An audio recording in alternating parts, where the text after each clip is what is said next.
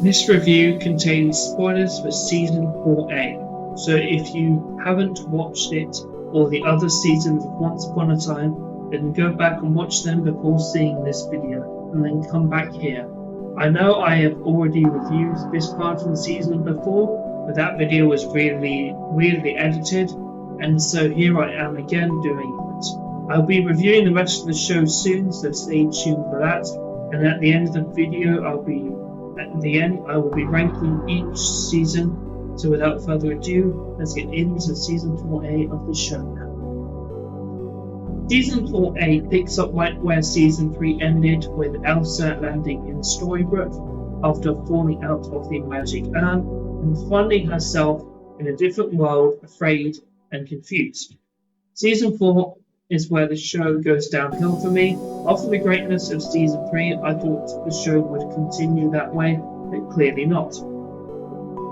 I'm not saying that this is my least favourite season of Once Upon a Time, but I still don't like it compared to the other three before. They use characters introduced in a recently popular movie, Frozen, just to keep viewership numbers up, but they didn't need to do that when the other three seasons were doing great.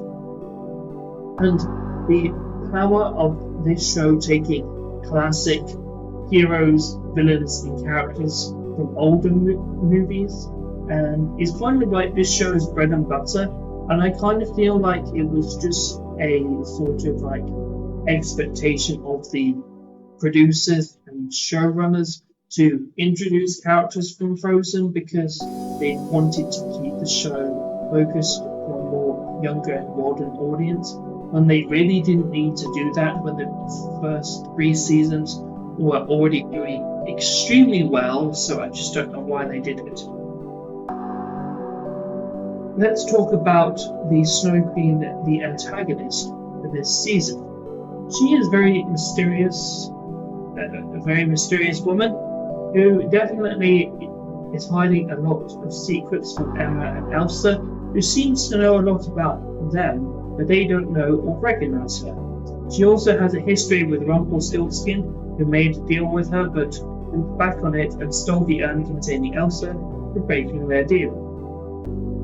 Also, we see a lot of flashbacks to Arendelle to see what happened there before everyone got there.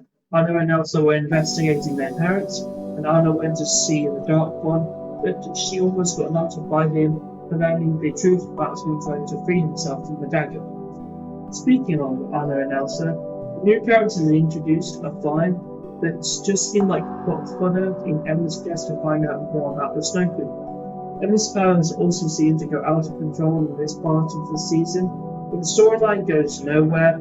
Her parents, family, and friends are good in the season, but feel more sidelined as we focus more on the mystery of Anna, Elsa, and Emma and their connection to the Snow Queen and her plan. The actors playing them do a good job, but they feel. But I wish they had more to do. Like, for example, there is this bit where the power goes out and the townsfolk make Snow fix it, as if it's her curse, and there is no follow-up deciders to take charge until later in the season. David is just trying to figure out what's going on and processing the relationship between Hook and Emma. Speaking of them, it feels like their relationship is starting off a bit wobbly when Emma gets mad at him not for listening to her and explains she doesn't want him to die after what happened to Neil, but they make up and seem to fix things, and Hook asks her on a date where the Dark One helps him, but it goes wrong. He gives him his old hand back, replacing the Hook that actually was the hand that the Dark One took from him in their first encounters with him. And I really like how it shows this more vulnerable and scared side to Hook, who always seems like this very confident and swaggerous person. Like, he feels like he can do anything, you know? I know he's still human, but the way that he acts so scared when he attacks man from ruining Emma's date. And it's like, holy shit, I've never actually done something like this before. It actually comes off as like, it's a very powerful character moment for her, which obviously leads to him making a deal with Rumpelstiltskin, making him do all of this dirty work, helping him to get free of him from the dagger. Speaking of the Dark One, his plan to get enough magic to free himself of the dagger, but his plan fails when Emma unknowingly helps the Snow Queen in her plans.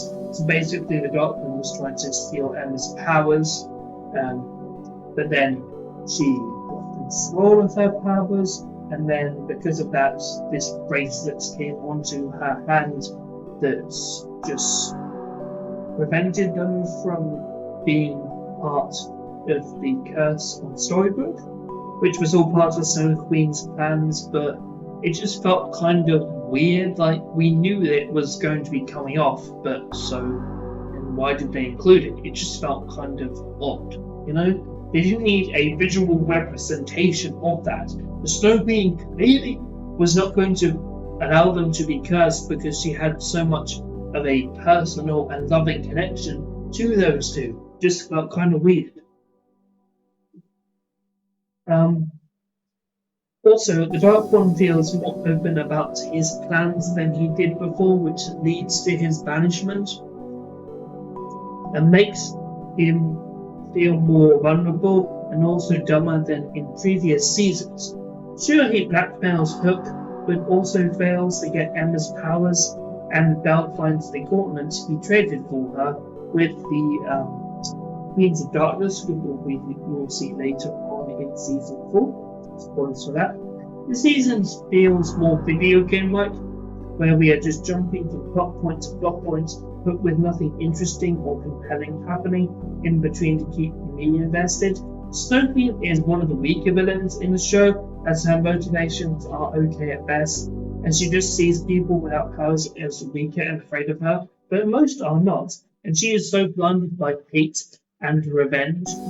It's not until she hears the letter from Elsa and Anna's parents that she sees the memory of her and her sisters. Does she break her spell and kill herself in the process? Like, she really had this great sisterly bond with her sisters growing up that we see in flashbacks when we learn more about the Snow Queen and her motivations. Like, this whole thing with the Duke of Weselton, another character from the Frozen films. I'm like, oh my god, why did they bring this goddamn character back? It was so annoying. He was trying to take advantage of one of her sisters. She lashed out, accidentally froze her, and because of that, her sister put her into an urn, even though she clearly did not mean to do it. It's like, her whole motivation is just so paper thin at best because of a misunderstanding that happened back in the day. It's just what? I just did not really care for it in the slightest. Her plan obviously does not work for long, and it seemed kind of pointless. This entire plan to curse the town with the spell of Shattered Sight, which, fun fact, is also from the book, The Snow Queen, which is what Frozen is very loosely based on it. But I'm kind of glad they sort of like bridged the gap between those two stories in this season. It kind of like felt kind of more unified, and so yeah, it was kind of cool in that regard, but not really. There was some good drama, especially drama between Marion and Regina, when Regina, like, she's so conflicted as to whether or not she wants to kill Marion, because obviously she is Robin's former wife, and Regina just felt so betrayed by Emma because of that. There's a whole drama and tension between the Snow Queen and everyone. Like, why is she hiding? Why is she being so shifty? What is her past with Emma and Elsa? Obviously, she has a lot of connection with them, but clearly they don't know enough about her. Obviously, we find out more about her as we're shown a lot more about her past and shown and given a lot more twists and turns about her. And so, yeah, it felt a lot more interesting in that regard. But apart from that, not really. Obviously, there's some good character growth, like Emma begins to, see that her character is not just, she has a lot more of a vulnerable side in this season, which I felt was interesting. Like the choice to have her powers go out of control, even though it didn't last very long, was a very interesting take for her. It showed that she is a very vulnerable character and that she needs to learn to accept who she is and how she can then move forward with that as a person.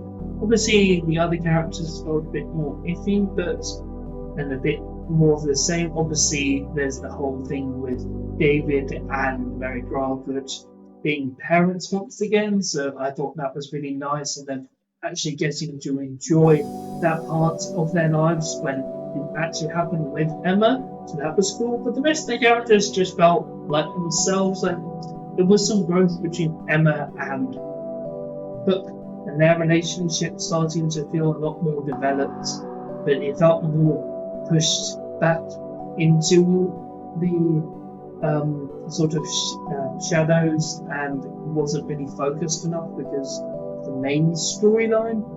But I think that their relationship will definitely start to grow a lot more in later seasons. So at the start, it's not shown as much, but it's still there. Obviously, the action is still really good. The stunts, the set pieces, it's really well. I felt it was so believable. All of it. I really enjoyed the fight scene, the magic that was used, the choreography was amazing, and I thought it was still really good. It wasn't great, but I enjoyed it. Obviously, the visual effects are still top notch, especially the snowman, the ice magic, and his powers going out of control. I love the look and design of the hat, the sorcerer's hat, and it's a very good looking show. Like the set design is very good, CGI is top notch, even the green screen too. I enjoyed a lot of it, but it's still not my favourite season. Also, Regina does have a plan to take out Marion, but tries to save her, and there is a whole storyline of her being mad at Emma, but that then ends quickly too. She mentions an old friend she used to have that she kind of sort of went back on, and she felt really sad and angry about it. And Wynn will actually explore that in later seasons, so spoilers for that.